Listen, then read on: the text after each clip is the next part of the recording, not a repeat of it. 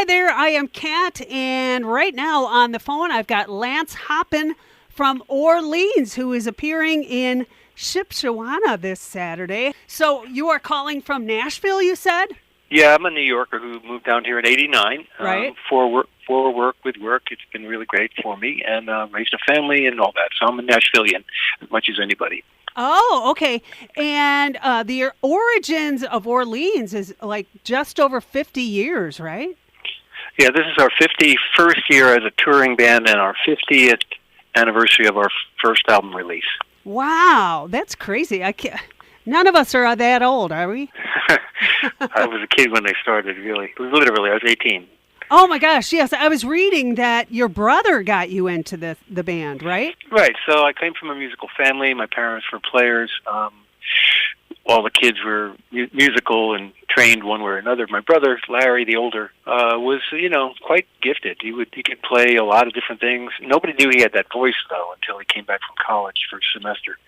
And around the point of the Beatles, and when I was 12 years old, then I picked up a guitar in the closet and started plunking away, and there was no turning back. So my initial dream really was, it wasn't about fortune or fame. It was about being a performing musician, making a living, playing with my brother, and imagine that. It all came true in short order. That is just amazing, and they just went, oh, grab Lance. We have an opening. Let's put him on bass, and he can do it. Right, so the band started. John Hall was the impetus for gathering the troops, and so it was a trio for about 9 months. I was still in high school, and then they were looking to expand, and I'm sure nepotism didn't hurt, and I didn't fail the audition, and there we go, quartet, and then within 7-8 months we were making our first record. I read that Orleans hits have been aired over 10 million times. That's on terrestrial radio. That's not even counting stream. Oh yeah, I didn't even commercial consider uses. that. You're right. That is crazy. But tell me some of the standout experiences for you where you just were like, I cannot believe this is happening to us, to me. Boy, a lot of them. I mean, there's some crazy stuff like, in retrospect, like Bruce Springsteen opening to us in a little college town in Maine. Wow. Things like that, like who knew? And then the tour with Jackson Browne at our peak in 1976, that was really something. Playing with Little Feat on tour, that was great. That was wow, terrific. yeah. One of my favorite bands. Certain huge gigs, like I remember a festival in Polk City with 80,000 people, but we played Boston, the Esplanade, they call it, on the river. It was 150+ thousand for a place that holds 50,000. Wow. And then the capper was Woodstock '94, which was really our backyard. It was just down the road from where we lived. Huge things like that, but also playing Paul's Mall in Boston with opening to Bob Marley and the Wailers. I mean, it's just a lot of great stuff, Absolutely. I just saw a photo of you guys singing at Fenway. Right, that was really a cool thing. It was not good circumstances. Weather was bad. We were they put us in the dungeon basically for like 2 hours waiting for it to blow over. It was really miserable. But the experience of singing there itself was terrific. What is the first album you had as a kid? I was listening to whatever my older sister or my brother were bringing home. Particularly, he brought home the first Traffic album. That was huge for me. Okay. Jeff Beck's Truth with Rod Stewart singing lead for the first time. That was like a thing. The band Spirit. Things like that. But the Beach Boys, and of course, all the Beatles albums, all of them. Yeah. Right from the get-go were on my playlist. But, they listen to stuff like even Neil Sedaka and that kind of stuff. So we had a variety of music going on in the house, from very white to very black. Oh my gosh, it just sounds like you had such an array of influences then when you formed the band. True, and everybody did. So we, from the Byrds to the Beatles to the Beach Boys to the whiter side to Motown and Stax Volt and really and the New Orleans influence of Meters and Alan Toussaint, which is where why the band chose that name in the first place. They were doing covers that were a lot of them were like that as they were writing music, and the name was like, hey, we'll use that for a while, and then we'll change it. But of course, you can't ever do that once you're get a thing going. So you guys are out on tour or getting ready to, right? We've been pretty busy this first quarter, yeah, that's for sure. And the thing is, we've had a mix-up or a shake-up in that Fly Amaro, my guitar player for the past 20-plus years, he suddenly had to come off the road like a month ago. Oh, no. And that was just 3 weeks before we were to do this rock and roll cruise that we just came off. And so you can imagine the scrambling that went on to find a suitable sub and then work up an hour that we could do without Fly. Because Fly is, not only guitar player, but one of the lead singers and our best showman and all that. So we're kind of in transition, but I have a guy named Mike Sievers who's doing a fantastic job, and he'll be with us through mid-April with this run of shows. So it'll be myself, my younger brother Lane, our drummer Brady Spencer's got 5 years in, and Tom Lane's a year and a half, guitar player and great singer. So we'll be just fine, and the beauty of it is we've already done an hour, and we're working on an hour and a half of stuff, and we only have to play 45 minutes, so it should be a piece of cake. So tell me a little bit about what we're going to see when we see you perform. It's not just obviously 45 minutes of the same old songs, right? Well, the obvious is the right. hits, and also, we play Dancing in the Moonlight because Wells, the band that Larry and Wells were in before there was in Orleans, also contained Wells' brother Sherman, who wrote that song. And so they played it, and we played it from its inception. Because when the Ithaca band broke up, both Orleans and King Harvest were born, and so we played it until King Harvest had the hit on it, and then put it away and finally did our own version in 2005. So our three hits and that's four. So you need another 5-6 songs and some fan favorites and some newer things. And you just mentioned a song, No More Than You Can Handle, which we will definitely be doing. Yes, tell me about No More Than You Can Handle. I love the message. I love it. You have to explain it for folks. Right. So Larry and I were writing with some Nashville guys in 2010. Larry, your brother. Yeah, that's right. Mm-hmm. And it was the last one I wrote with Larry because he passed away in 2012. But It was his title, and he brought it into the session.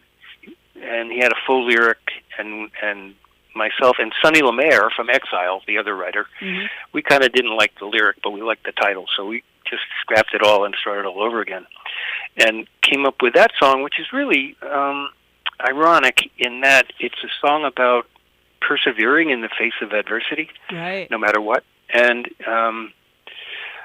so kind of a ironic twist in that Larry had Larry didn't make it, let's put it that way. Right. But as we do it night after night,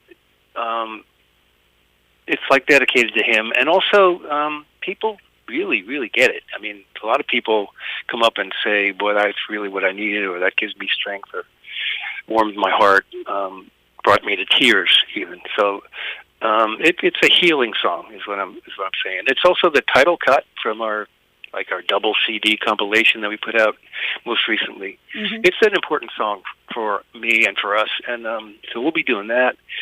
Well, along with the other stuff. First off, I have to say sorry. I'm so sorry about your brother. But I watched the video that you guys released during, at the beginning of COVID. That's right. And that was what struck me so much. It was about taking care of yourself emotionally as well as persevering as well. And I thought it was just such a fitting tribute to your brother.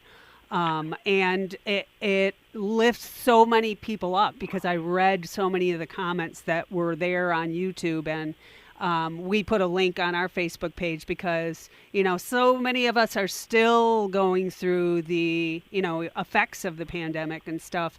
And it's so great to hear such an uplifting message. So thank you guys for that, for sure.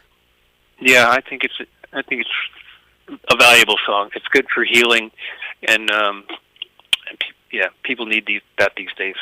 And it's amazing. It has your classic, harmonies,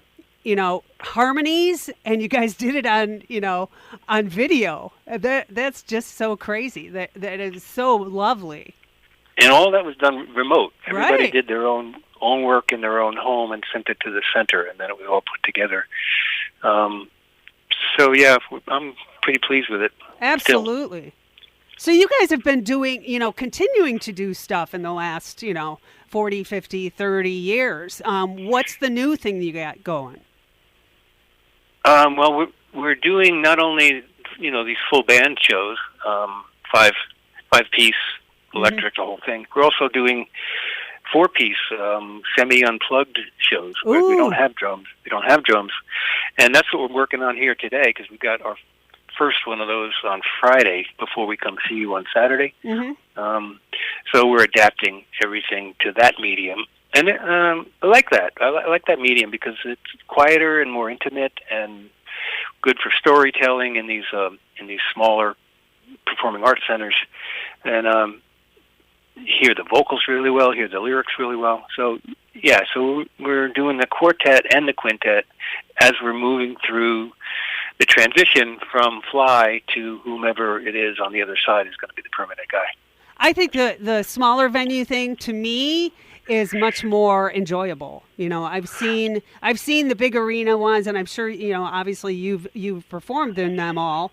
But seeing an artist in a small venue like that, like you said, you can get much deeper into your music and into your personalities, and I think for me, I enjoy that much more.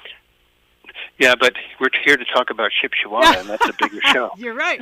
You're right. That's a 3-band rock show, right? Yes, So, exactly. And so what do you like about touring then? Do you like touring? Playing is great. Traveling is kind of sucky. Yeah. It's not easy, and it's really not glamorous at all. It's really hard. You don't even know if you're going to get where you're going to go. So, right, nowadays. That's right. So that's the hard part, and that's what takes its toll. And that's why some of us older guys, stop doing it. That John Hall retired from the road a year ago. Right. Not because of the playing, but because of the travel. Yeah. And so like that. And here I am. I'm the last of the original 4. I'm the baton holder. Moving forward. And my goal here is to, I just gave my guys a speech. It's really, I'm a stickler for authenticity. Mm-hmm. It's like I've been there the whole time, and I know what's essential and has to stay that way. Right. And I know where you can, take a little bit of liberty. Mm-hmm. But it's really important to me that the music stays true to itself, right back to the roots. And so the older the thing is, the more it's written in stone, as far as I'm concerned. So we'll be representing Orleans in this particular version with class and integrity, just like every other version we've had over the 50 years. Now, do you know these guys that you're touring with, Firefall and Pure Prairie League? Those guys? Oh yeah. We've done a lot of work with both bands over the years, and often in this configuration, the 3 of us. But some. Yeah, and also we work with Ambrosia and Pablo Cruz and Atlanta Rhythm Section, a lot of our contemporaries. So kind of yacht rock gang? Yeah, rocky, yeah. Not what we intended to be, but I guess that's where we fall. Well, it pays the bills, right? And it makes a lot of people happy. As long as the people want to hear it, we'll play it. Absolutely, that is so great. Well, thank you so much, Lance Hoppen from Orleans. We are so thrilled to be able to talk to you and to see you guys on Saturday. So, we're looking forward to it so much. And break a leg. Do we say break a leg to musicians? Or good luck? I think it's for stage performers in general. So yeah. But all right. Please don't wish me that. Okay. Yeah. Okay. I don't need a broken leg. No, I don't think so. I just want to mention that people can find us at orleansonline.net, mm-hmm. not .com anymore, okay. orleansonline.net, and also our Facebook page is Orleans Music, and that's how you can be in touch. Okay, now do you have your own page by yourself, Lance? I do, but I'm not a social media guy. I don't really I don't enjoy. I don't have time for it. Yeah. But I have my page only because I have to have an identity in order to post anything at the Orleans band page. Right. So on my personal page it says, "You found me, but please don't talk to me here. I'm not here. No, there's nobody home at this page. Go over to the other page and then try me there." Okay. Literally, that's what it says. It's like, "You found me, but I don't really want to be found. Go to the Orleans page and find me there." Yes, the Orleans folks will talk to you. That's Yeah. awesome. Okay, so how many dates do you have on this tour? Well, there's about a half a dozen between now and mid-April. Mm-hmm. Summer is filling in a little bit, and the fall is like the spring. It's really kind of packed. So Wow. we'll see. It's odd, the business isn't quite back yet post-COVID. So Right. Summer is still spotty, but it's filling in, and we'll just see. We'll see. If we do 30, 40 shows a year, that's about right for us. Oh my gosh, I just can't even imagine. But that is fabulous. We're so excited to see you and to talk to you. Thanks for your time, Lance, and safe travels and have a wonderful tour and show this weekend. Well, thank you, Kat. Thanks so much.